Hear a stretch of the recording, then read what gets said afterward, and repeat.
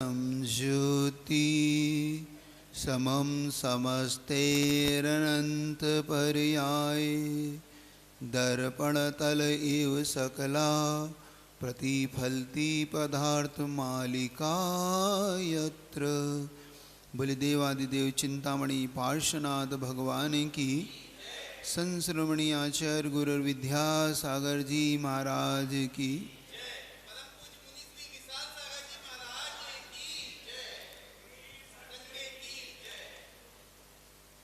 थोड़ा थोड़ा आपके दिमाग में ये बात तो घर करने लगी होगी कि हमारे कर्म के तीव्र उदय में हमें थोड़ा सा धैर्य की आवश्यकता होती है।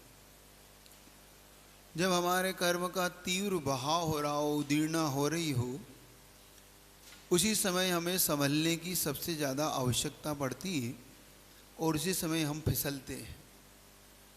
जब हमें संभलने की आवश्यकता है और हम जब फिसलें तो लगेगी ये तो निश्चित है। जैसे कल उदाहरण दिया था कि आपको जब ठंडे पानी की आवश्यकता हो और जब नल में गर्म पानी आ रहा हो, ये याद रखना है। थोड़ा सा आपको रिपीट इसलिए कर रहा हूँ कि आपकी कल की भूमिका से आज की भूमिका जुड़ती चली जाए। तो अपन ने देखा कि पाइप एक है, नल अपने दो विभागों में बटा हुआ था। एक से ठंडा पानी आता था, एक से गर्म आता था। हमको ठंडे की आवश्यकता थी लेकिन उस समय नल में गर्म आ रहा था, तो हमें धैर्य रखना पड़ा, क्योंकि हम ना नल पे गुस्सा कर सकते, ना उस पाइप पे गुस्सा करते हैं, ना उस टंकी पे, क्योंकि उससे कुछ नहीं होना चाहना। हम कितना ही नल पे खूब गुस्सा करें, नल पे खूब ठोकें, सिर ठोक लें, तो ये नल से कहेगा मैं कुछ नहीं कर सकता, जब तक पाइप खाली होगा तभी मैं आपके लिए कुछ कर पाऊंगा। आप धैर्य रखें, शांति रखें। ऐसे ही जब कर्म के पाप कर्म का निषेध जब तक उद्यावली से बाहर नहीं आएगा, तब तक पुण्य कर्म के उदय का आप थोड़ा सा धैर्य रखें। आप वस्तु को चाहते हैं, आप चाहते हैं कि आपके पक्ष में हर वस्तु आए, आपके अनुसार हो, वो तब होगी जब तक ये निषेध निकल ना जाए। तो एक चीज़ कल हमने समझी कि हमें धैर्य की आवश्यकता पड़ेगी, वो हमें रखना होगा। हम अधीर ना हो, संकलेश ना करें, हम बहुत जल्दीबाजी ना करें, एक चीज़। दूसरी चीज़ हमने एक छोटी सी घटना से या कहानी से समझी कि अगर राजा उसे बकरी की जगह धन दे देता तो नियम से उस बकरी की गति जैसे उस धन की गति भी वही हो जाती, वही गति होती।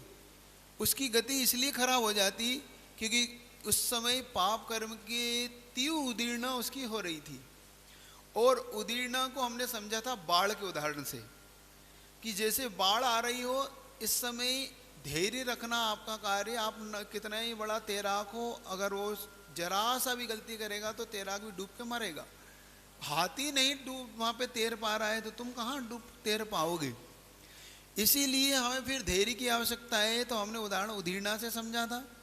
तो उस राजा ने भी अपने मित्र को बचाने के लिए उस समय ठीक किया, लेकिन उस समय हमें निर्णय गलत लग रहा था। इतना बड़ा राजा और बकरी दे रहा है, इतना बड़ा राजा गाय दे रहा है, इतना बड़ा राजा भैंस दे रहा है, क्या कर रहा है राजा। लेकिन राजा उस कर्म की प्रकृति के समान है कि तुम्हें धैर्य रखने की शिक्षा दे रहा है कि शिक्षा रखो, धैर्य रखो। जैसे लोग भगवान की भक्ति करते हैं और भगवान पे कहते हैं भगवान क्या है, हम तुम्हारी भक्ति कर रहे हैं, तुम हमें क्या पकड़ा रहे हो। हम तुम्हारी इतनी भक्ति, इतनी शांति, इतना अभिषेक, इतनी पूजा विधान, स्वाध्याय, माला, तप, जाप, तुमको सब कर लिया और पकड़ा क्या रहे हो। भगवान कह रहे शांति रख, ये भी बह जाएगा, समय आने पे सब ठीक होता चला जाएगा। तो हमने इस चीज को कल समझा। आज अपन थोड़ा सा आगे बढ़ते हैं। हमें कर्म की प्रकृतियों में अब अपकर्षण और उत्कर्षण, ये दो चीज और समझना है। 10 करण हमें समझना थे, कर्म की जो अवस्थाएं हम विशेष को समझना जा रहे थे, इनमें परिवर्तन कैसे कैसे आ रहा था। तो बंद में हम 4 बंद कर रहे थे, उदय में कर्म के अपने अपने अनुसार उदय निषेक में आ रहे थे। इतना भी हमने समझा कि 8 कर्म होते हैं, उनमें 7 कर्मों का निरंतर बंद होता है, आयु कर्म का अपकर्ष काल में बंद होता है। 8 अपकर्ष काल उनके पड़ते हैं जब उनका बंद होता है। वह बंध धीरे धीरे सत्ता से उदय में आने के बीच में एक आबादा काल पड़ता रहता है, वह अपने अपने अनुसार प्रकृति के अनुसार पड़ता है। फिर हमने ये समझा कि अगर उदय को हमने अगर जरा सा संकलेश भाव किया तो उदीर्णा में भी हो सकता है, और पाप की उदीर्णा भी कराता है तो पुण्य की उदीर्णा भी कराता है। उदीर्णा के विषय में एक और आपको ये समझने की आवश्यकता है, पाप के उदय में भी धैर्य रखना है तो पुण्य के उदय में भी आपको धैर्य ही रखना है। समझ रहे हैं आप? पाप के उदय में आपको धैर्य रखने को कहा जा रहा है। मान लो उदाहरण के लिए कहता हूं कि गाड़ी इस समय पंचर हो गई, पाप का उदय है, तो धैर्य रखिए। अगर आपने इस समय गाड़ी को दौड़ाया तो नीचे का टायर फट जाएंगे, ट्यूब फट जाएगा, टायर सब फट के बाहर आ जाएगा। एकदम बिल्कुल फास्ट चल रही है, रोड बढ़िया मिल होती है। तंत्र क्रिया, तंत्र क्रिया का मतलब होता है ओम नमो अरियंताणम नमः या स्वा लगाना है तो वो मंत्र बन जाएगा। स्वा लगते ही वो मंत्र विद्या में बदल जाएगा, नमः लगते ही वो मंत्र बनेगा, स्वा लगते ही वो विद्या में चेंज हो जाएगा। अब ये चीजें आपके अलग चीज हो जाएगी, आपको ये समझ लेने की विषय, थोड़ा इसको समझ लो। अब हमें मंत्र तो हमें समझ में आ गया कि हम जो पढ़ते हैं नमोकार मंत्र पढ़ते हैं इत्यादि पढ़ते हैं, ये सब मंत्र क्रिया है। यंत्र भी हमें समझ में आ गया, यंत्र इत्यादि बनाए जाते हैं। और आपको इसका सबसे अच्छा उदाहरण मिल जाएगा पद्म पुराण के अंदर, जब रावण किसी राजा को जीतने के लिए निकलता है, तीन खंड को निकलता है जीतने, तो उस समय एक राजा अपने पूरे राज्य को यंत्र से कीलित करता है। अब किसी ने पद्म पुराण पढ़ा तो उसको मिल जाएगा। हाँ, जो भी इंद्र नहीं है, इंद्र अलग है, तो इंद्र से पहले की घटना है वो। तो उसको यंत्र से कीलित करता है, बाद में उसकी पत्नी उस यंत्र का रहस्य देती है और वो यंत्र को फोड़ के उसमें घुसता है और राजा को जीतता है। अब ये सारी घटना आपको पढ़ लेना पद्म पुराण में। तो ये कहलाती है यंत्र क्रिया। जैसे आपने किसी को बांधा है, बांधने की जो क्रिया की है आपने, उस बांधने में जो आपने जो कुछ भी क्रिया की, ये यंत्र क्रिया कहलाती है। मंत्र क्रिया जब आप किसी जाप करते हैं, जैसे रावण ने राम को जीतने के लिए अष्टानिका पर्व में मंत्र क्रिया की थी, उससे बहुरूपणी विद्या सिद्ध की थी, वो मंत्र क्रिया थी। कुछ सिद्ध करना वो मंत्र से सिद्ध की जाती है। यंत्र क्रिया किसी को कीलित करना, ये यंत्र क्रिया। अब आपको तंत्र क्रिया समझना है। अब आपने जो प्रश्न किया है वो तंत्र क्रिया से संबंधित प्रश्न है। ये तंत्र क्रिया होती क्या है, इस तंत्र क्रिया में हमारा क्या भाव बदलता है, जिसकी मैंने कल चर्चा की थी। कृपा कैसे बरसती है, कृपा कैसे आती है, ये जितने सिस्टम है ये तंत्र क्रिया में आते हैं। होता क्या है, आपका जब विल पावर कमजोर होता है जिस व्यक्ति को, उस व्यक्ति के विल पावर को बढ़ाने के लिए तंत्र क्रिया की जाती है। देखना, एक ज्योतिष का सिंपल सा उदाहरण आपके लिए मैं देता हूं, आपने भी सुना भी होगा। ज्योतिष का कहना ये कि सबसे पहले तुम नक्षत्र देख लो, योग देख लो, वार देख लो, तिथि देख लो, सर्वार्थ सिद्धि इत्यादि योग हो, मुहूर्त देख लो, होरा देख लो, लगन देख लो, और आपका चौगड़िया देख लो। आपको ये सब देखना है। उन्होंने कहा मास देख लो, मल मास तो नहीं है, ये मास तो नहीं है कोई, ये सब आप देख लो। अब उनने एक चीज़ और इसमें सबसे अच्छी कही कि अब तुम्हें ये सब ना मिले, मान लो अब तुम्हारा लगन तुम्हारे पक्ष में नहीं, हो रहा तुम्हारे पक्ष में नहीं, मुहूर्त तुम्हारे पक्ष में नहीं, नक्षत्र नहीं बैठ रहा, योग नहीं बैठ रहा, तिथि नहीं बैठ रही, वार नहीं बैठ रहा। तो उन्होंने कहा कि भाई अब सोमवार को इधर चले जाओ, इस दिशा में जाओ, पश्चिम में जाओ, बुधवार को गुरुवार से गुरुवार को पूरब में जाओ, उन्हें कहा गुरुवार हो तो उत्तर में चले जाओ, शनिवार हो और मंगलवार हो तो आप दक्षिण में चले जाओ। अब तुम लोग जाते हो इस हिसाब से, जाते हो ना, आप समझना।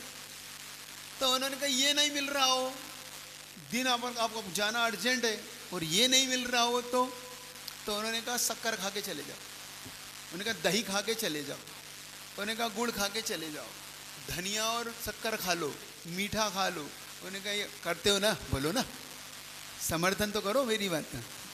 हाँ करते हो, उसमें क्या बात है, ऐसा कर लो, ऐसा कर लो, ये पढ़ लो। और तुम जे नहीं हो तो नमोकार मंत्र पढ़ लो। उन्होंने कहा जे नहीं है सो नमोकार पढ़ ले, और नहीं हो तो धनिया खा ले, अजय ने तो ये खा ले। अब ये समझ में आ रही है आपको? अब आपके काम का विषय निकाल दिया मैंने आज। ये तो मेरा सबसे फ्री विषय था और आपने निकाल दिया। अब आपके फ्री विषय को छेड़ रहा हूं। ये चीज क्या है? तो आखिर तुम पहले शर्त लगा रहे थे नक्षत्र देखो, योग देखो, नहीं तो ऐसा हो जाएगा वैसा आएगा, और आखिर कुछ नहीं हुआ। तो आपने कहा भाई गुड़ी खा लो, उन्होंने कहा दही खा के चले जाओ। तो दही खाने से मेरे नक्षत्र बदल गए, दही खाने से मेरी योग बदल गए, तिथि बदल गई, सब बदल गई। कि दही खाने से कैसे हो सकता है? ये दही और कुछ नहीं है, ये तुम्हारे अंदर की विल पावर को बढ़ाने के लिए दही दिया गया था।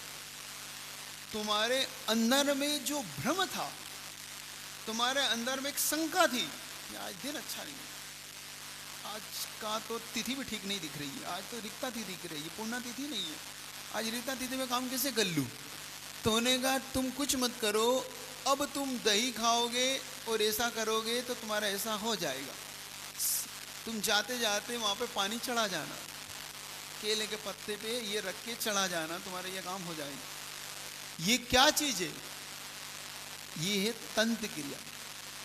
तंत्र क्रिया हमारे अंदर के विल पावर को बढ़ाती है। और अंत में एक और चीज कही, ज्योतिष पढ़ा हो कभी आपने, उन्हें कहा कुछ नहीं हो और तुम्हारी हिम्मत हो तो निकल जाओ, कुछ नहीं होगा।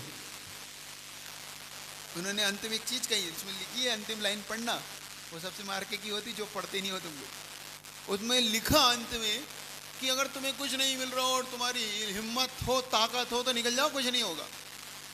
क्योंकि आपके यहाँ भारत में, अब देख लो ये तंत्र क्रिया क्या है। भारत में काली बिल्ली सुबह की अशुभ? जल्दी बोलो, अशुभ है। भारत में काली बिल्ली दिख जाए या काट जाए रास्ता तो अशुभ है। और एक विदेश में एक ऐसा भी देश है जहाँ पे वो काली बिल्ली शुभ है, वो अपने शुभ कार्य के लिए उसको ही लाते हैं, उसी को ही अपने आगे रखते हैं, काली बिल्ली को ही। अब रास्ता काट जाए तो शुभ मानते हैं, देखना। अब ऐसे कैसे हो सकता है कि हमारे लिए अशुभ और उसके लिए शुभ हो जाए? क्यों? क्योंकि उसके दिमाग में ये बात डाली गई है कि तुम्हें काली बिल्ली दिखेगी तो शुभ मानना, और हमारे दिमाग में क्या डाली है? इसलिए हमारे लिए अशुभ है, उसके लिए शुभ है। क्योंकि उसको देखते ही तुम्हारा विल पावर कैसा घटता है? जिस दिन काली बिल्ली काट जाए रास्ता, तुम्हारी क्या हालत होती है? बोलो ना।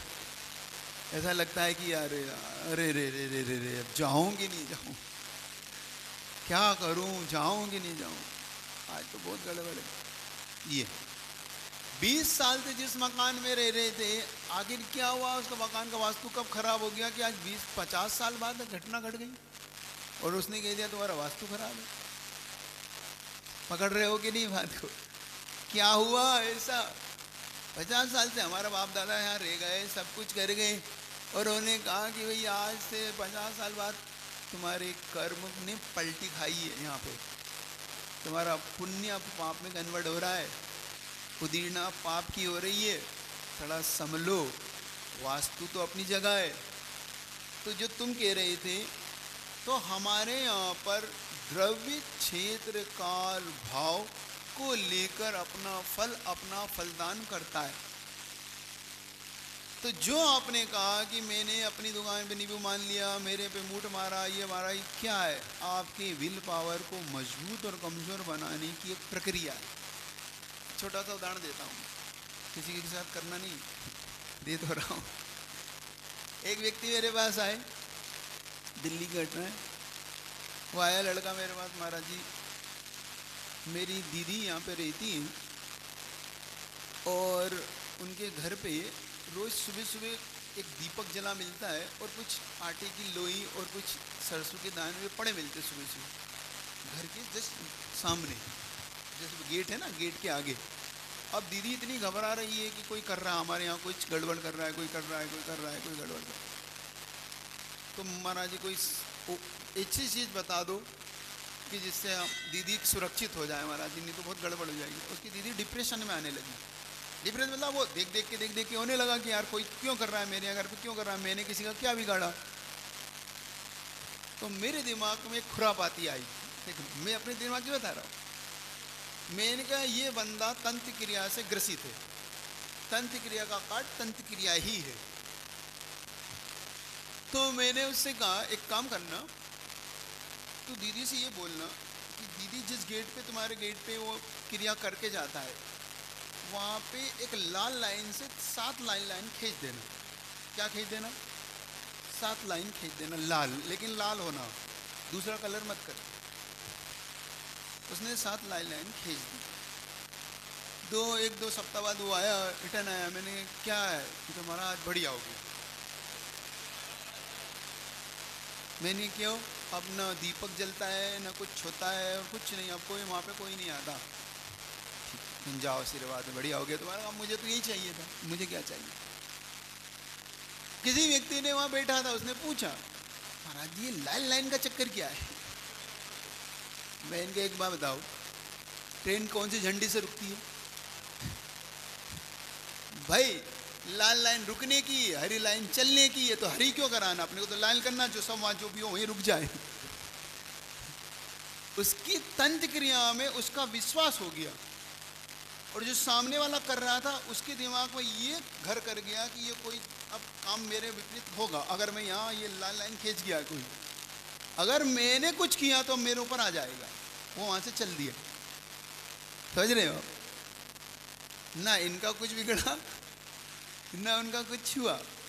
लेकिन ये तंत्र क्रिया जब तुम नींबू टांग लेते हो, अब देखना तुम्हारे दिमाग में कैसी दिमाग में आती है। जब तुम नींबू टांग लेते हो तो तुम्हारे दिमाग में ये बात आती है कि अब मेरी दुकान में नज़र नहीं लग सकती। क्यों? क्योंकि मैंने ऐसी चीज़ टांग दी। काला धागा जब पहन लेते हो तुम, तो तुम्हें, क्योंकि इसका सबसे बड़ा असर क्या है? अब देखना, अब धर्म से रिलेशन नहीं है इसका कोई भी, ना इससे धर्म की कोई चर्चा है इससे, लेकिन वो काला धागा, क्योंकि हमारी निगाह किसी भी व्यक्ति के कहीं भी जाती है, तो अगर वहाँ पे कोई काली चीज़ हो या ऐसी चीज़, तो सबसे पहले निगाह वहाँ जाती है हमारी। मान लो उसका यहाँ डठूला लगा है काला, बच्चे को यहाँ लगाते ना, यहाँ लगा देंगे, यहाँ लगा देंगे, बच्चा कितनी सुंदर हो, निगाह कहाँ जाएगी आपकी?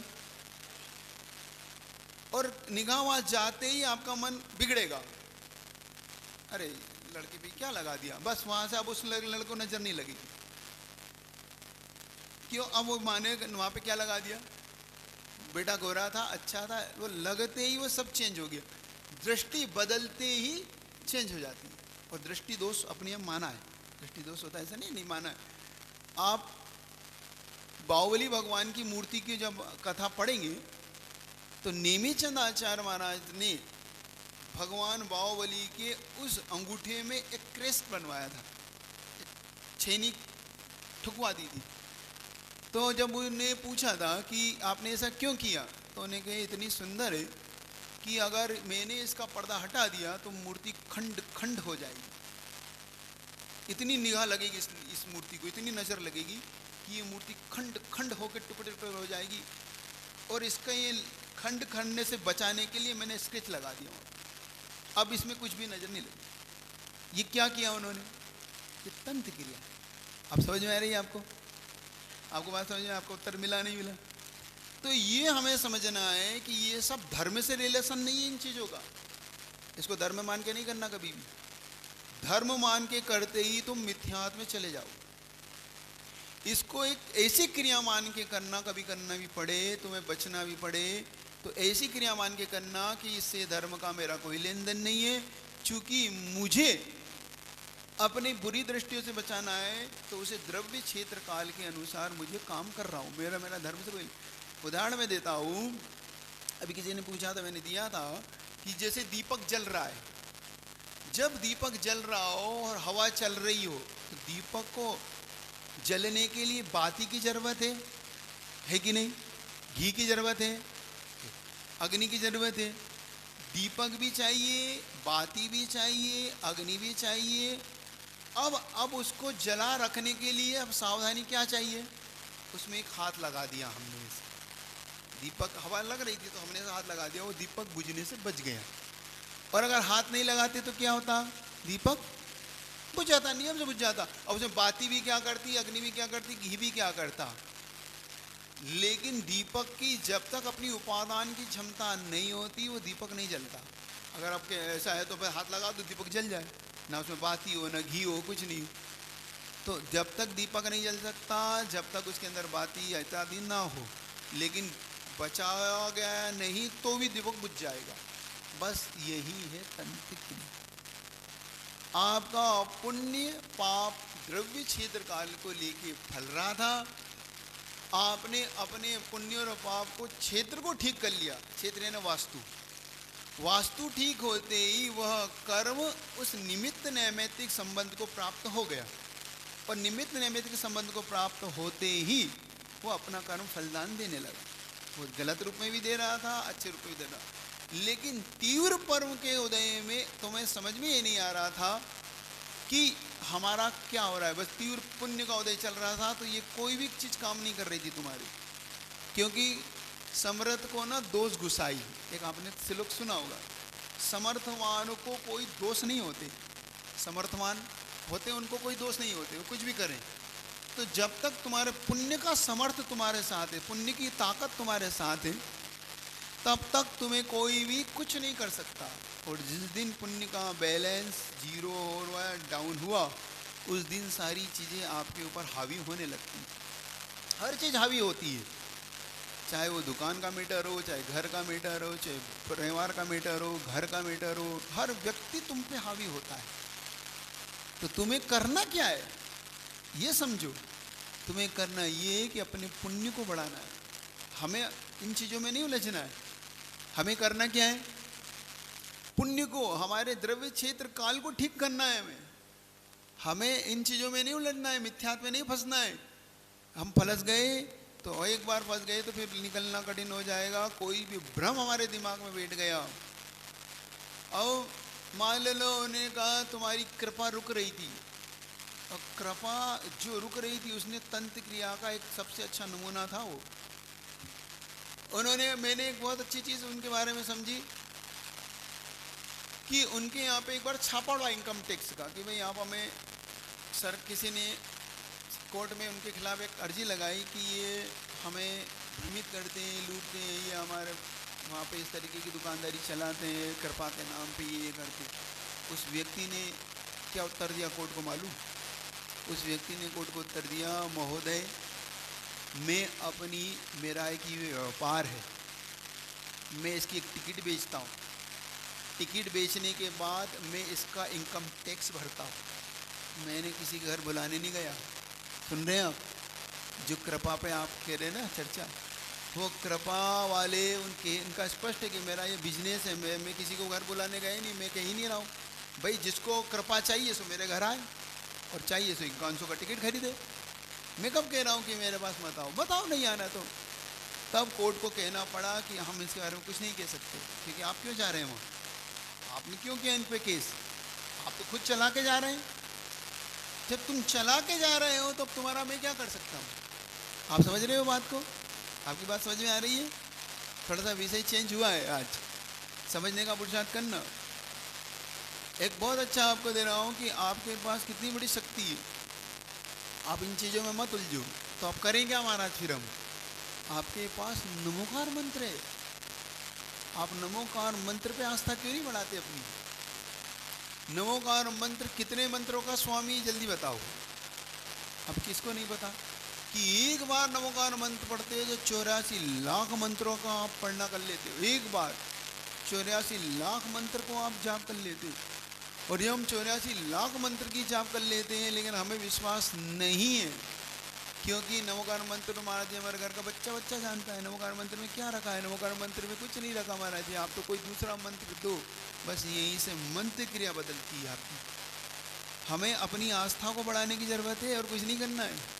समझ रहे हो? कर्म की उदय उदीर्णा को समझ रहे हो? अगर आप तो ये भी समझते चले जाओ कि अगर हमारे तीव्र पाप की उदय उदीर्णा हो रही है तो हमें कुछ नहीं करना, हमें फॉर्म चेंज करवाना है। हमें ये करवाना है कि हमें अब पुण्य का उदय में लाना है, हमें पाप की उदीर्णा को रोकना है, स्टॉप करना है, उसका संक्रमण कराना है। कल जो हमने समझा था, हमें ये करना है। हमें मिथ्यात्व में नहीं पढ़ना है, हमें कोई काल सर्प योग के चक्कर में नहीं पढ़ना है, हमें किसी ज्योतिष के फंडे में नहीं पढ़ना है। ये ठीक है, अपनी जगह है, क्योंकि कुंडली एकदम से बदल गई आपकी, एकदम से 7.5 लगी आपको, एकदम से शनि हावी हुआ आप पे, अगर किसी को थोड़ा सा भी ज्ञान हो, शनि ग्रह सबसे अंत में रहता है। आपकी धरती से 900 योजन ऊपर है शनि ग्रह, यहाँ से, सुन रहे हो? तो 900 योजन से वहाँ पे अपना प्रभाव डाल रहा है? नहीं डाल सकता। मतलब सारी चीज़ें अगर काम कर रही है, सारी वस्तु काम कर रही है, तो उसमें पुण्य और पाप काम कर रहा है। हमें ये समझने की ज़रूरत है। हमें आज यही समझने के लिए अपन सब बैठे, इसी चर्चा को लेके आज बैठे हैं अपन। तो ये जितनी भी दुकानदारियां हैं, अब इसको मैं दुकानदारी ही कहता हूँ, ये जितनी भी दुकानदारियां हैं, तुम ये बेचो तो ये मिलेगा, ये सब। एक चीज़ आपसे पूछना चाहता हूँ, अंदर की बात बताना। तुमसे किसी ने कहा भाई महाराज हमारे पास पैसा नहीं आता, किसी के पास गए तो उसने कहा क्या रख लो? श्री यंत्र। क्या रख लो अपनी दुकान में? श्री यंत्र। तुम पहुंचे उस दुकानदार के यहाँ जिसके यहाँ श्री यंत्र मिलता था, उसकी दुकान में हजारों श्री यंत्र। सुन रहे हो? पकड़ में आ रही बात? ऊपर से ना चली जाए। उसकी दुकान में हजारों श्री यंत्र और वो गरीब। तुम्हें अमीर बनाने के लिए एक श्री यंत्र दे रहा है वो। उसके एक श्री यंत्र से तुम अमीर हो जाओगे, और उसकी दुकान में हजारों है। तो भैया तू ही अमीर हो जाता है। मैं अगर एक श्री यंत्र से 1 लाख रुपया पाता हूं, तो 1000 श्री यंत्र से कितने पाना चाहिए? बोलते चले जाओ। तो वो तुम्हें बेवकूफ बना रहे कि तुम बेवकूफ बन रहे हो। जोर से बोलो, तुम बन रहे हो। और मैं ऐसा मानता हूं, तुम अमीर हो ना हो, श्री यंत्र बेचने वाला अमीर जरूर हो जाएगा एक दिन। वो तो अमीर हो ही जाना एक दिन। तुम्हारे श्री यंत्र बेच बेच के तुम खरीद के अमीर हो, चाहे ना बनो। हमें ये समझने की जरूरत है, हमें करना अब क्या है महाराज? अब ये बता दो बस। अब सब चीज़ तो हो गई, अब हमें अब करना क्या है? अब उस चीज़ पे आ रहा हूँ, आपको करना क्या है?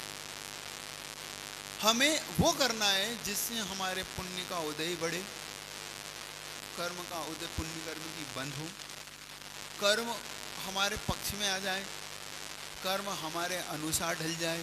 हमें अब ये करने की व्यवस्था समझना है। इतनी सी व्यवस्था हमारी पकड़ में आ गई तो हम बहुत कुछ पकड़ में आ गया। हमारा सिद्धांत हमें पुण्य कर्मों को अपनी ओर आकर्षित करना, पुण्य कर्म को बढ़ाना, पुण्य की क्रियाओं का।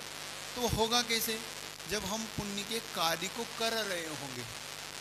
किससे कर रहे होंगे? हम पुण्य के कार्य को करते हैं तो हमारी पुण्य की क्रियाएं बढ़ती हैं। हमारे यहाँ 2 चीज़ चलती है, शुभ भाव, अशुभ भाव, शुद्ध भाव। तो हमें शुद्ध भाव आपके बस का नहीं। आप 2 चीज़ भाव में पढ़ते हैं, शुभ भाव और अशुभ भाव, जिसको हम सुपयोग अशुपयोग बोलते हैं। निरंतर हमें असुपयोग से बचने की आवश्यकता है और सुपयोग में लगना है। सुपयोग का मतलब होता है आप जितनी भी धर्म, दया, करुणा, हेल्पिंग नेचर, जो कुछ है आपका, ये सब आपकी शुभ क्रियाएं। जब आप इनमें ढलते हैं तब आपका पुण्य बढ़ता है, और जब आपका पुण्य बढ़ता है तब आपके कार्य आपके पक्ष में होते हैं। एक बहुत अच्छा उदाहरण देता हूँ। पूज्य गुरुदेव का एक संस्मरण है। पूज्य गुरुदेव से अमरकंटक में थे, और अमरकंटक में एक व्यक्ति, उनके पास महाराज, हम क्योंकि पूरा संघ उस समय था, तो एक महाराज के पास एक व्यक्ति आया, बहुत दुखी। वो व्यक्ति आत्महत्या करने के लिए तैयार था। आत्महत्या करने के लिए ही जा रहा था। तो उसके मित्र बोले कि अब तू आत्महत्या, मतलब उसको पता नहीं था कि आत्महत्या के लिए जा रहे। तो उनके भाई तुम चल रहे हो आचार्य जी पास? तो उसके मन में भाव आया कि छोड़ो ना, एक बार आचार्य जी के दर्शन तो कर ही लूँ, मरते मरते आचार्य जी के दर्शन कर लूँ, मरना तो यही मुझे। अब वो पूरी प्रक्रिया नहीं बता रहा हूँ आपको, वो सब आपको पता है करीब करीब। फिर भी तो व्यक्ति जब वो आचार्य जी के पास पहुंचा, आचार्य जी के पास महाराज ने पहुंचे कि महाराज व्यक्ति इतना दुखी है, मरने को तैयार है। तो आचार्य जी का कोई बात नहीं, उस व्यक्ति से कहो कि दान कर दे। क्या कर दे? दान कर दे। अब उसके पास जो 100, 500, 1000 रुपये थे, उसने अपना जाने जितना बैलेंस बचाया, बाकी दान कर दिया। आचार्य जी पास वो आया, आचार्य ने सब दान कर दिया। तो आचार्य ने महाराज को संकेत किया कि उससे बोलो कि जितना है पूरा दान कर दो, अभी जेब में है इसकी। तो उसने कहा कि तुम अभी तुम्हारे पास है? महाराज ने पूछा, हाँ महाराज वो रुपये बचा है, लेकिन ये भी दान करना है तुम्हें ये भी दान करना है, और इसकी रसीद लाना। आचार्य सिंह उससे कहना रसीद लाए, इसकी रसीद लाए, रसीद जरूर ले ले।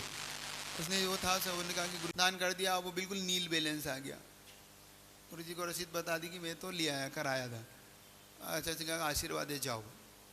योग संयोग की बात थी। उसी समय कोई व्यक्ति, दो व्यक्ति ऐसे आए जो उसी नगर के थे, परिचित थे। उन्होंने कहा कि आचार्य सिंह कहा कि देखो इसकी हेल्प करना है। अब उसको नहीं बताया, इसकी हेल्प करना है। वो व्यक्ति गए, आचार्य की गुरुदेव का आशीर्वाद था उसके लिए, तो उन्हें हेल्प करने के लिए उससे कहा कि तुम घबराओ नहीं, ये तुम्हारे ये लो और तुम्हारी ये मदद हमने कर दी, अब तुम अपना व्यापार शुरू करो। उस व्यक्ति ने उन पैसों से अपना व्यापार चलाया और वास्तव में गुरुदेव का आशीर्वाद फला और वो एक बहुत बड़ा आदमी बना, बहुत अच्छा पैसा वाला बना। उसने अपना कर्जा चुकाया, जिस व्यक्ति था उसका भी दिया और अच्छा दान भी देने लगा। अब इस प्रक्रिया के अंदर हुआ क्या, ये समझना है हमें। कल एक प्रक्रिया हमने समझी थी कि जब पाप का पैसा आता है तो अपने साथ पुण्य के पैसे को भी वो ले जाता है, लेकिन जब पाप का पैसा चला जाता है और पुण्य का पैसा आता है, जब पुण्य के, जब आप, क्योंकि उसने दान किया, जब दान किया तो उसने अपने पाप को पुण्य में बदलने की प्रक्रिया से जोड़ दिया। देखो कुछ नहीं किया, गुरुजी ने क्या किया, गुरुजी से जब पूछा गया और पूछा जाए अगर, तो गुरुजी ने एक अच्छा उत्तर दिया था कि इस व्यक्ति ने पूर्व जन्म में कभी दान नहीं किया। ये व्यक्ति गरीब बना क्यों? जैन कुल में जन्म लेने के बाद व्यक्ति गरीब हो जाए? जैन कुल में जन्म लेने के बाद व्यक्ति गरीब हो जाए तो विचार आता है कि आखिर ये क्यों बना। तब पता पड़ा कि इस व्यक्ति ने कभी अपने पूर्व भवों में कभी धनवान रहा होगा, करोड़पति रहा होगा, लेकिन सारा पैसा पापों में खर्च किया। पापों में खर्च करने का परिणाम ये हुआ कि जब ये जैन कुल में तो मिल गया, लेकिन इसके पैसे को, इसको धर्म अभाव हुआ, धन का ऐसे अभाव हुआ। क्यों? क्योंकि तुमने उस वस्तु का, उस धन का जो दुरुपयोग किया। क्योंकि जब व्यक्ति किसी वस्तु का या व्यक्ति का या किसी पदार्थ का दुरुपयोग करता है तो सिद्धांत ये है कि उसे दोबारा नहीं मिलता। एक छोटा सा उदाहरण देता हूँ। मान लो तुम प्रतिदिन किसी को दान करने की भावना रखते हो कि कोई भी व्यक्ति गरीब होगा तो मैं उसकी हेल्प जरूर करूँगा। अब घर से निकले हो और करते हो हेल्प, तो तुमने एक व्यक्ति को पकड़ लिया कि भाई ये बहुत गरीब है, इसकी रोज़ हेल्प करना है मुझे, और उस व्यक्ति को तुम 200 रुपये रोज़ दे देते हो कि कोई बात नहीं, ये ले ले तू और अपना जीवन यापन कर। उसको देख लिया गरीब है। कुछ दिनों बाद तुम्हें ये पता पड़ता है कि ये व्यक्ति मेरे 200 रुपये की शराब पी लेता है, मेरे रुपये की ये जुआ खेल लेता है, ये रुपये का और दुरुपयोग कर लेता है। कितने लोग हैं अब उसे रुपया देंगे? जल्दी से आप में से कितने लोग हैं उसे देंगे? कोई भी नहीं देगा, समझदार होगा तो। क्यों? क्योंकि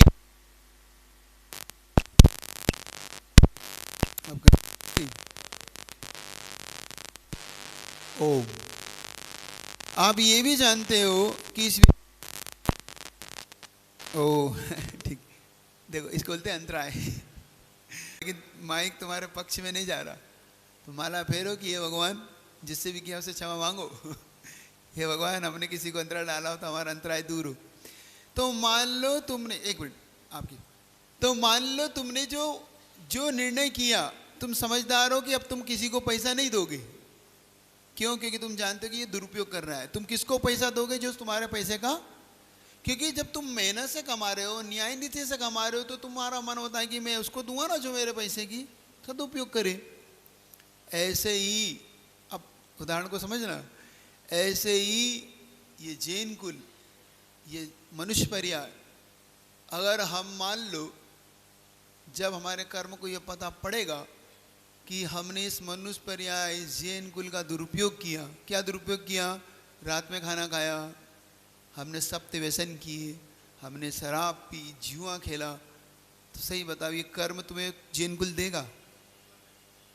जैसे तुम उस व्यक्ति को नहीं देना चाहते, क्योंकि वो दुरुपयोग कर रहा था, ऐसे ही ये जैन कुल भी तुम्हें दोबारा नहीं मिलेगा, ये याद रखना। ये कर्म की थ्योरी आपको समझ लेना है कि उस व्यक्ति को जैसे नहीं मिला, तो आचार्य भगवान का कहना था कि इस व्यक्ति ने जो अमीरी कभी रहा होगा, इसने कभी दान नहीं दिया, कभी सदुपयोग नहीं किया, इसलिए जैन कुल में रह के भी आज ये गरीब पैदा हुआ है। सीधी सी बात एक समझ लो, हमने जैसा बोया है हम वही फसल काटते हैं, हम जैसा दूसरे के साथ करते हैं हम वही पाते हैं। सिद्धांत यही है, जितनी तेजी से बाल जाती है उतनी तेजी से रिटर्न आती है। आप देख लेना, आप दीवार पे बाल मारना, जितनी तेजी से आपने मारी है उतनी तेजी से वो आपकी ओर आती है। कर्म का सिद्धांत भी यही है, जैसा हम करते हैं वैसा ही हम रिटर्न हमारे पास आता है।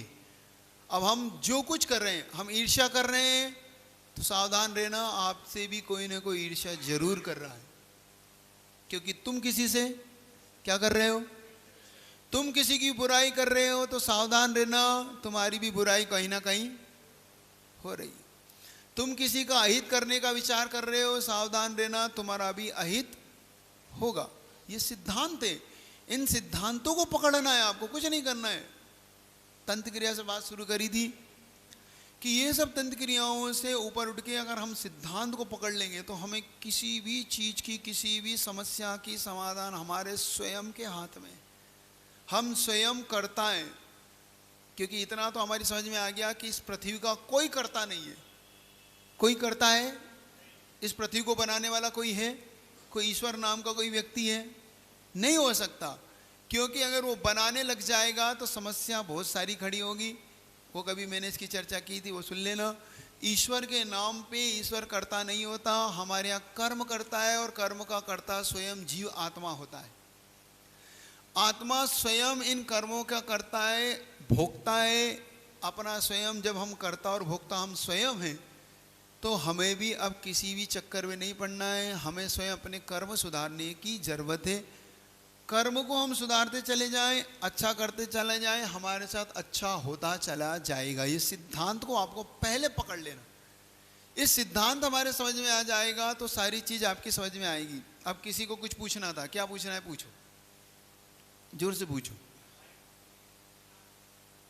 हाँ, जब तक उन तक माइक पूछ रहे, मैं चर्चा जारी रखूंगा कि हमें अगर ये चीज समझ में आ गई कि हम स्वयं करता है, हम स्वयं भोगता है, तो हमें सरलता होगी हमारे स्वयं को बदलने में। अब हमें अच्छा करना है, हमें बुरा नहीं करना है। क्या करना है हमें? हेलो हमें अच्छा करना है, अच्छे करने की भावना रखना है, क्योंकि हम अब महावीर जयंती मनाने जा रहे हैं। हम क्या मनाने जा रहे हैं? भगवान महावीर स्वामी की महावीर जयंती हम बनाने जा रहे हैं 2 दिन बाद। आज 12 हो गई, 13 हो गई, 14 को हम 2 दिन बाद महावीर जयंती मनाने वाले हैं। और जब हम महावीर जयंती मना रहे होंगे तो हमारे मन में कई चीज उठेंगे, प्रश्न उठेंगे, क्योंकि यहाँ से बहुत सारी घोषणाएं हमने की है। दुकान बंद रखो, अब सबसे वाली दुकान समस्या हमने ये पैदा करी यहाँ के लिए। जय जिनेन गुरुदेव, मेरा ये कहने का मतलब है, दान करते वक्त अपने को सोचना चाहिए कि वो क्या कर रहा है, क्या नहीं कर रहा है। अपने को दान करना है, मतलब करना है, फिर वो अगला आदमी खुद सोचे कि हमको। बस ठीक, मेरी प्रश्न समझ में ठीक, बहुत अच्छा। अब इनका प्रश्न ये है कि हमें तो दान करने से मतलब है, हमें ये नहीं देखना चाहिए कि सामने वाला उसका क्या कर रहा है, क्या उपयोग कर रहा है, क्या नहीं कर रहा है। इससे हमें कोई लेन देन नहीं होना चाहिए। नहीं, हमें ऐसा नहीं करना है कभी भी, क्योंकि हमारे दान का फल भी हमें मिलेगा। हमें ये भी देखना है, दान करते समय हमें ये देखना है, क्योंकि हमें दान करने के लिए कोई हमारे पास कोई ऐसा नहीं था एक्स्ट्रा पैसा था, कोई फालतू नहीं पड़ा था जो हमने दान कर दिया। हमने अपनी आवश्यकताओं को कम करके दान किया था। और करता ऐसे ही व्यक्ति, कितना ही बड़ा धीरू अंबानी हो चाहे कोई अंबानी हो, कोई भी खाओ, कितना ही बड़ा आदमी हो, वो अपनी आवश्यकताओं को कम करके दान करता है, क्योंकि उसकी आवश्यकता उतनी बड़ी है। जितना बड़ा आदमी उसकी आवश्यकता भी उतनी बड़ी है। तुम अगर आवश्यकता साइकिल वाले हो तो वो हेलीकॉप्टर वाला है। अब हेलीकॉप्टर तो खर्चा भी उसका उतना बड़ा है, तो उसके पास कोई एक्स्ट्रा पैसा नहीं है, उसने दान किया। हमें ये समझना है कि हमारा दान कहाँ जा रहा है। ये बहुत मार्के का है, क्योंकि हमारे यहाँ पात्र की चर्चा की गई। उत्तम पात्र, मध्यम पात्र, जगन पात्र और अपात्र और कुपात्र, ये हमारे यहाँ पात्र हैं जिनको हम दान देते हैं। हमारे भूमियाँ होती हैं, जैसे एक होती है उर्वक भूमि, एक होती है बंजर भूमि, एक होती है मध्यम भूमि जिसमें धान हम बोते हैं। तो जब हम समझदार व्यक्ति बंजर भूमि में बोएगा, मध्यम भूमि में बोएगा कि उर्वक भूमि में बोएगा जहाँ में सबसे ज़्यादा फसल आती जल्दी?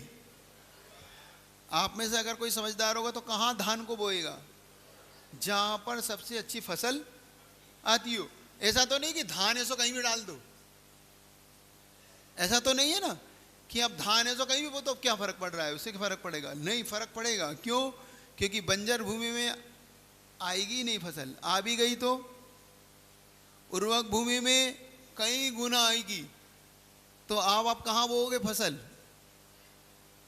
तो आप फसल के बोने से पहले भूमि देखोगे कि नहीं? देखोगे कि नहीं? और देखना ही चाहिए। तो मुझे भी ये भी देखना है कि मैं दान किसको कर रहा हूं, क्योंकि मेरे दान का पात्र कौन है। अब दान का फल देखना क्या है। एक मुनि महाराज को हार देते हो और एक भिखारी को भोजन देते हो, दोनों एक हैं? दोनों एक हैं? क्यों नहीं एक? कि दोनों पेट भर रहे? अच्छा, दोनों में पेट भर रही कि नहीं? मुनि महाराज को हार दे रहे हो, उनका पेट भर रहा है कि खाली है? भिखारी को दे रहे हो, पेट भर रहा है खाली है? दोनों दया के पात्र हैं क्या आपके? एक बात समझने का पुरुषार्थ करना, क्योंकि मुनि महाराज आपके उत्तम पात्र हैं और वो कुपात्र है। पात्र भी नहीं है, वो कुपात्र है, दया का पात्र है, करुणा का पात्र है आपकी।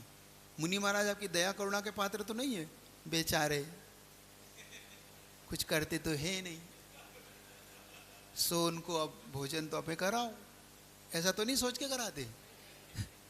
हाँ, मुनि महाराज बेचारे क्या करें, क्योंकि उन्हें बनाना तो है नहीं और बना भी नहीं सकते। सो अब कटनी वाले बेचारे इतने दयावान, इतने करुणावान, आओ महाराज अब तुम तो कुछ बनाओगे हो तो है नहीं, सो हम ही आपको कराएंगे, हमारी दया देखो आप पे, हमारी करुणा देखो। इस भ्रम में मत जीना, इस भ्रम में मत जीना। अगर कटनी वाले इस भ्रम में जी रहे हो कि हम नहीं होंगे तो महाराज का क्या होगा।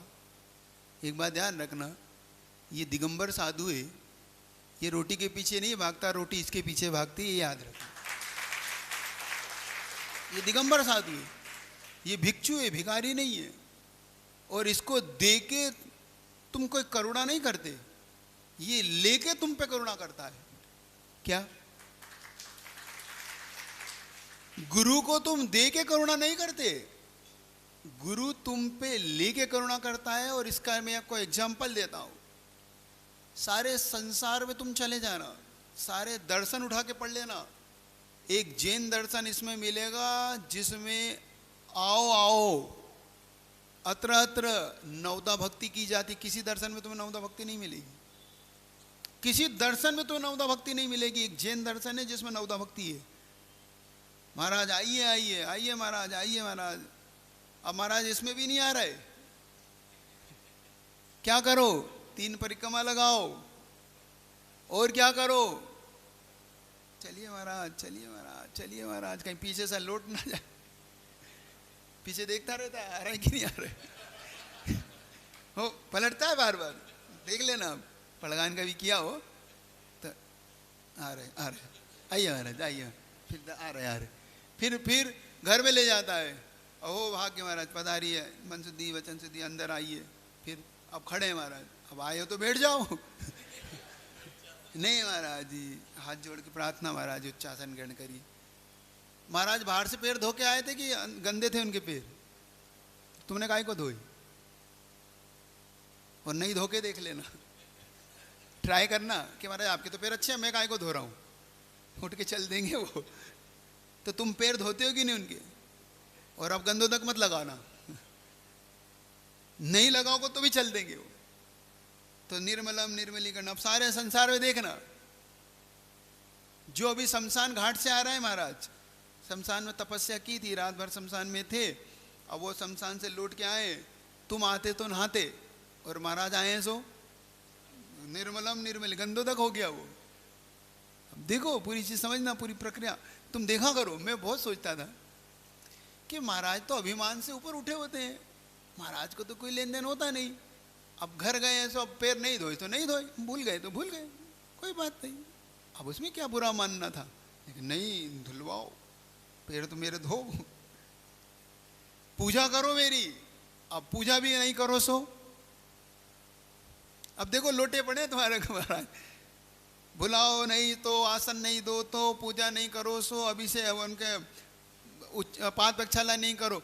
अब सब कुछ कर लिया, अब तो खड़े हो जाओ महाराज। नहीं, पहले बोलो मन शुद्धि वचन शुद्धि का जी महाराज जी उपकार करके खड़े होइए, अब हार ग्रहण करिए। अब मना मना के हार दो, देते हो कि नहीं? मना मना के महाराज जी लो, महाराज जी लो। उसमें महाराज जी मना कर रहे, भिखारी को मनाते हो कभी? पूछ रहा हूं मैं तुमसे, अंतर तो डालते चले जाओ। जो तुम करते हो उस क्रिया को समझो, तो क्या करते हो तुम, ऐसी से लाभ क्या है, आखिर ऐसी क्रिया क्यों करवाई जा रही है जैन दर्शन के अंदर? ऐसी कौन सी बात है कि तुम्हें वो करवाने के लिए, और महाराज तो इन सब से ऊपर उठे हुए। एक गुरुदेव का अच्छा संस्मरण है इसी बात पे। गुरुदेव, बहुत पुरानी बात है आचार्य सिंह की, लेकिन देखना उनकी करुणा दया भी। सन 84-85 के अंतर्गत की बात थी, घटना इधर की है, बीनावाड़ा के पास की। निर्दोष सागर जी, निर्लोभ सागर जी है ना जिस नगर के, तारादेई की घटना है वो। तारादेई में गुरुदेव वहाँ पहुँचे तो एक ब्रह्मचारिणी दीदी ने उनका पड़गान किया। उस समय गुरुदेव की प्रक्रिया ये होती थी कि बाहर उनके चरण बाहर धुला के फिर अंदर प्रवेश, थाली बाहर रख देते थे, गुरुदेव वही चरण अपने धुलवा के फिर अंदर प्रवेश करके उनकी पूजा होके हार हो जाता था। अब गुरुदेव तो गुरुदेव, उनको हड़बड़ाहट इतनी, गुरुदेव की हड़बड़ाहट इतनी होती है कि आधा ब्लड प्रेशर तो हाई हो जाता है। मतलब उससे मतलब बिल्कुल बुद्धि शून्य होती है कि क्या करें क्या ना करें। अब उस दीदी की हालत भी ऐसी हो गई, उन्होंने पैर नहीं धुला के सीधा आचार्य महाराज को अंदर प्रवेश करा दिया। आचार्य सिंह भी अंदर चले गए। उस समय आचार्य सिंह लौटते थे, मतलब अब एक चौके का नियम नहीं था उस समय। गुरुदेव बैठ गए, पूजा कर ली, पूजा हो गई। पूजा के बाद उन्हें शुद्धि बोल दी, थाली दिखा दी। अब गुरु जी अंजलि ना छोड़े, अब उनका ब्लड प्रेशर बढ़े कि आखिर बात क्या हो गई, क्या घटना हो गई, गुरु जी क्यों नहीं छोड़ रहे, अंजलि क्यों नहीं छोड़ रहे, क्यों नहीं छोड़ रहे? तो उन्होंने कहा भाई ये काम करो, सारी चीज दिखाओ, शायद हो सकता है गुरु जी को कुछ देखना हो। तो फिर उन्होंने सारी जो बर्तन थे ना, तपेली क्या बोलते हो, भगोनी, जो भी बोलते, तो भगोनियाँ उठा उठा के दिखाने, भाई दाल भी देखो, चावल भी देखो, सारी कुकर उकर सब दिखा दिए उन्होंने। फिर भी गुरु जी अंजलि नहीं खोले।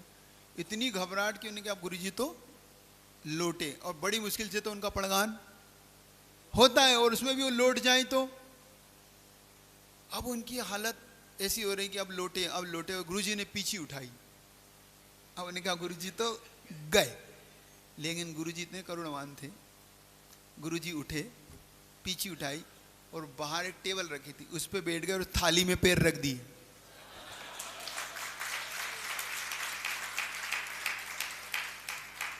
देखो गुरु जी करुणा, उठे बैठ गए, उन्होंने पैर, दीदी को समझ में आया कि मैंने तो पाद प्रक्षालन तो होएगा। अब उन्हें तो अपने आंसू से कर लिया। गुरु जी की दया देख के उन्हें कहा नमोस्तु महाराज, मेरी गलती, क्षमा करना, और उन्होंने पाद प्रक्षालन गंदोदक लिया। गुरु जी ने पीछे उठाए, अंदर आके हार शुरू कर दी। ये कहलाती। अब इस मैटर में हमें ये समझना है कुल मिला के कि ये पाद प्रक्षालन का सिस्टम क्या है, आखिर कौन सा अभिमान है, कौन सी बात है। मुनि बन गए तो कोई बहुत बड़ा काम कर दिया आपने, जो पैर धुलवाए पड़े हो, पूजा कराए जा रहे हो। मैं बहुत सोचता रहा कि आखिर क्या है, सब समता रूपी है, समता से भरा हुआ है, समता का सागर है, करुणा का, दया का सागर है, करुणावान हो महाराज आप तो, बोलते हो ना आप लोग, महाराज आप तो करुणावान हो, दया के सागर हो महाराज आप तो, हर चीज़ माफ़ कर दो, हमारी गलती माफ़ कर दो। तो आखिर फिर ये चीज़ क्या है कि पैर धुलाना पड़ रहा है, पूजा कराना इतना आवश्यक क्यों है? जानना चाहते हो कि कल पे छोड़ दूं? महाराज आपने तो अंदर तक तो बात कह दी, अब ये चीज़ नहीं बता रहे हो आप हमें। चलो आपको पूरी करता हूँ, आपका समय भी हो रहा है। ये चीज क्या है, मैं बहुत सोचता रहा इस बात पे, बहुत सोचता रहा। अंत में मेरे दिमाग में एक बात आई। आपको पुण्य बढ़ाने की प्रक्रिया बता रहा हूँ, ये सब ये स्टोरी क्यों सुना रहा हूँ आपको? पुण्य बढ़ाने की आपकी प्रक्रिया है, क्योंकि आपको आपका सारा चीज चेंज करना है। आपका प्रश्न था ना कि हम पाप से कैसे पुण्य में कन्वर्ट करें, ये सब चीजें उसमें समझना हो।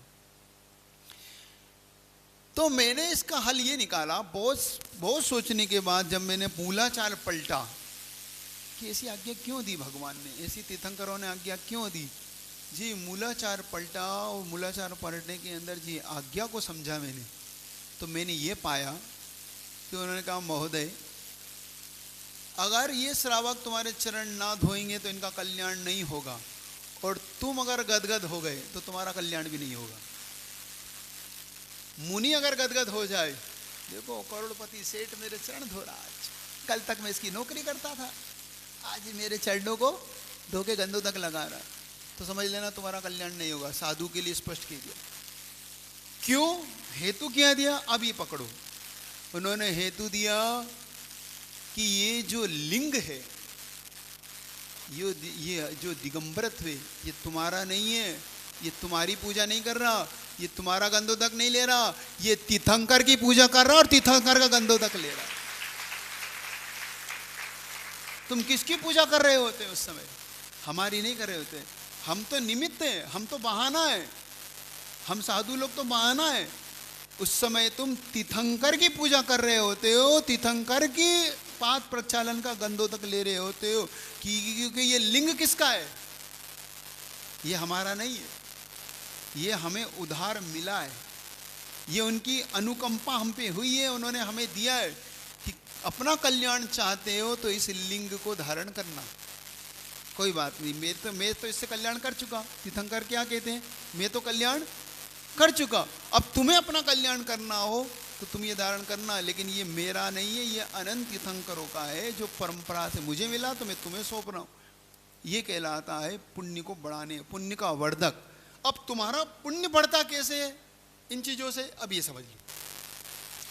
जब तुम चरण धोते हो, जब तुम पूजा करते हो, जब तुम आहार दान देते हो, जब तुम अपना सौभाग्य मानते हो, गदगद भाव करते हो, आंखों में आंसू लाते हो, आहा मेरे घर आज मुनि महाराज आए, मैंने आज आचार्य महाराज को आहार दिया, मेरा आज द्रव्य धन हो गया। क्योंकि ये सब जानते हैं कि जितना भी धन आता है वो पुण्य कार्य क्रिया से नहीं आता, उसके पीछे जो पांचों पाप होते हैं उनसे आता है। चाहे झूठ बोल के आया, क्योंकि दुकान भी करोगे तो बिना झूठ बोले तो आएगा नहीं। 100 की चीज 100 में तो बेचोगे नहीं। रियल बात है, उसमें क्या बात भाई? 100 की चीज 100 बेच दोगे, हो जाएगा मुनाफा, बोलो ना। तो उसके पीछे झूठ बोलोगे कि नहीं? भाई 100 की 110 में बेचोगे, 120 में बेचोगे, ये अलग बात है कि आप उसकी एक बनाओगे कि भाई इससे ज़्यादा प्रॉफिट मुझे नहीं करना भाई, उतना कि जिसका। दो चीज़ होती है, एक आटे में नमक, एक नमक में आटा। आप कटनी वाले क्या करते हैं? आटे में नमक है यहाँ पे कि पीछे वाले क्या है? अपने घर अपनी दुकान में क्या है? आटे में नमक है, वहां तक तो ठीक है। नमक में आटा कर लोगे ना तो यहीं से गड़बड़ है। तो इतना तो तुम करते ही हो। तो अब जब हमारा ये पैसा पूरा पुण्य में कैसे कन्वर्ट हो जाता है, देखना। अब तुम्हें ब्लैक मनी वाइट करने की बता रहा हूं, क्योंकि मोदी जी ने चलाई थी योजना अभी कि भाई ब्लैक मनी वाइट कर लो। तो मैंने सोचा अपन भी वाइट कराओ, अपना कौन जैन समाज से दुश्मनी है भाई, ये भी तो अपने ही तो हैं। मैं किसका हूं? मैं किसका हूं? तो मैं तुम्हारा हूं, तो तुम्हारे पक्ष में बोलूंगा। अब देखो, तुम्हें ब्लैक मनी वाइट करने का तरीका सीखो, क्योंकि ये तय है कि ब्लैक मनी के बिना अपने मनी नहीं आती, अब हमें वाइट करना है उसे। तो हम करते कैसे हैं उसको वाइट? जैसे ही तुम मंदिर में दान करते हो, जैसे ही मुनि महाराज को आहार दान करते हो, जैसे ही तुम किसी दया करुणा के इसमें दान करते हो, किसी अच्छे कार्य में अपने धन का उपयोग करते हो, तो वाइट हो जाती है। वो कैसे होती है समझना। सिंपल देता है। एक मुनि महाराज को तुमने आहार दान दिया, दिया मुनि महाराज को आहार दान। मैं पूछता हूं आपसे, आप केसलोच कर सकते हो अपने? मेरे नहीं, मैं अपना कर चुका। आप अपने कर सकते हो? नहीं। आप ये नियम ले सकते हो जिंदगी भर पैदल चलूंगा, जिंदगी भर ये नियम। ओम, आज क्या बात है?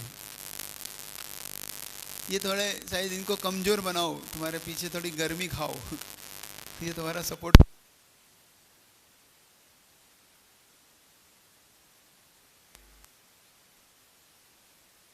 आपको ब्लैक मनी वाइट करना है, तो मैंने पूछा आपसे, आप केसलोच नहीं कर सकते?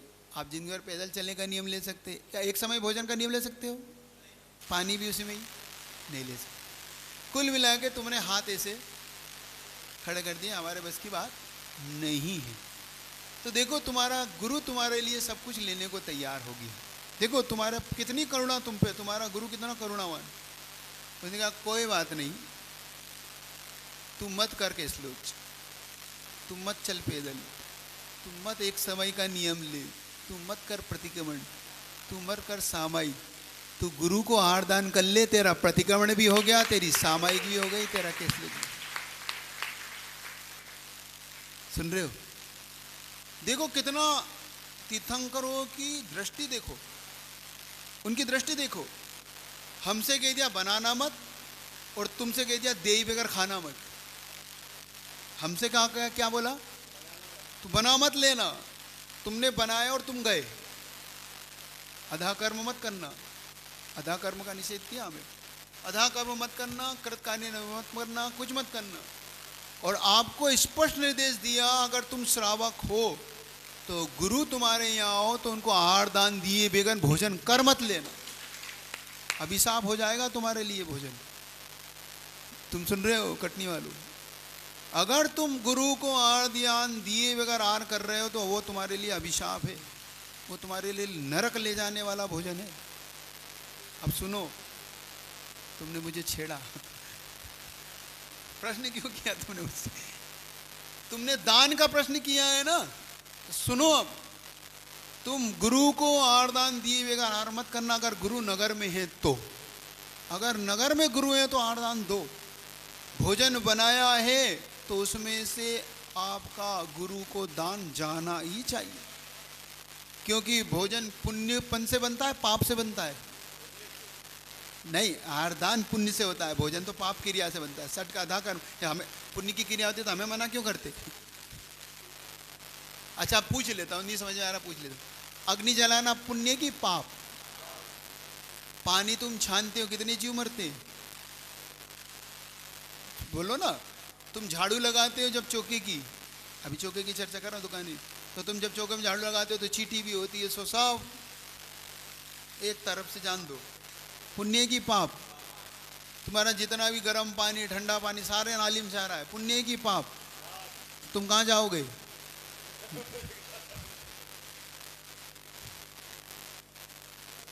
सीधी सी बात।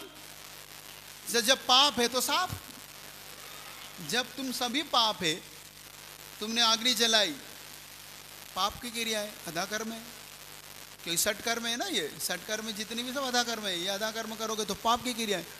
तुमने भोजन बनाया, तुमने पानी छाना, तुमने झाड़ू लगाई, तुमने गैस जलाई, तुमने आड़ा, सब ये अधा कर्म है, ये सब अधा कर्म है। और ये अधा कर्म जितना भी पाप है, और पाप करोगे तो कहाँ जाओगे जल्दी बताओ?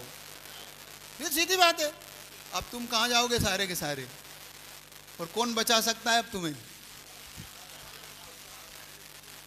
तुम्हें कोई बचा सकता है इस संसार में तो वो तुम्हारा गुरु है जो तुम्हें बचा सकता है इस पाप से।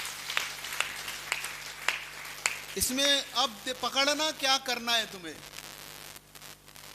तुम अपने पेट भरने के लिए अगर भोजन बना रहे हो तो नरक जाओगे, और तुमने कि नहीं मैं अतिथि के भोजन करने के बाद भोजन करूंगा तो तुम स्वर्ग जाओगे, ये इसका परिणाम। क्योंकि तुमने अतिथि को पहले दिया।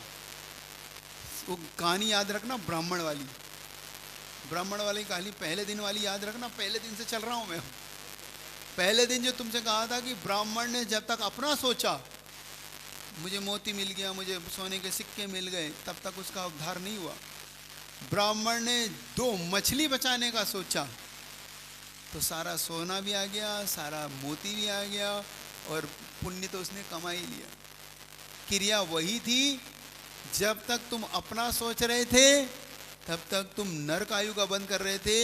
जैसे ही तुमने उत्तम पात्र के बारे में सोचा और तुम स्वर्ग आयु का बंद करने लगे, बस इतना सा डिफरेंट है। ये कहलाता है परिणाम।